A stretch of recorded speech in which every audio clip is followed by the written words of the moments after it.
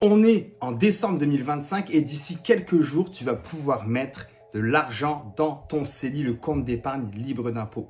Le CELI est depuis 2009. Si tu avais déjà 18 ans en 2009 ou que tu étais plus vieux, tu as une limite de cotisation en ce moment de 102 000.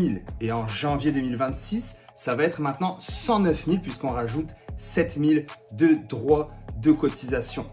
Les droits de cotisation, c'est quoi? C'est ton propre argent que tu as sorti de ton compte chèque ou de ton compte d'épargne que tu mets dans ton compte d'épargne libre d'impôt, le fameux CELI. Les droits de cotisation n'incluent pas donc les dividendes qui vont se faire dans ce CELI, n'incluent pas le rendement, n'incluent pas les intérêts. C'est vraiment de ton propre compte au compte CELI. Et maintenant, donc 102 000 en 2025. D'ici quelques jours, 109 000 $ de droits de cotisation. Donc certains, comme moi, ont un CELI de 185 000 et parfois plus. Donc tout ce qui se fait dedans, ça reste libre d'impôt.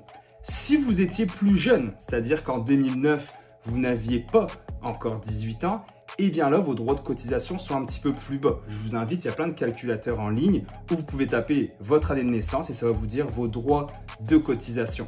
La dernière étude qui est sortie est effrayante, c'est-à-dire que 60% des Canadiens ont un CELI, ce qui n'est pas énorme, et 47% de ces gens-là n'investissent pas leur argent du CELI. Le CELI est un véhicule de placement. Je place de l'argent dans mon CELI, mais après cet argent-là, pour qu'il génère d'autres argent, du rendement, des intérêts, des dividendes, faut que je le place, faut que j'achète des actions comme des compagnies de Google, Tesla, Amazon, peu importe, des fonds négociés en bourse. Je peux acheter également des fonds qui donnent des dividendes ou des obligations gouvernementales par exemple. Mais cet argent, vous pouvez le laisser dormir, mais ce n'est pas du tout optimal. En fait, le CELI ne servira à rien dans ce cas-là. Donc, vous devez prendre cet argent et de le placer. Je m'appelle Simon, je parle de finance. Si vous voulez en savoir plus, c'est juste ici. Et n'hésitez pas à partager ces vidéos-là à vos proches. J'ai aussi des podcasts, des infolettres totalement gratuitement et plein de capsules. Alors n'hésitez pas.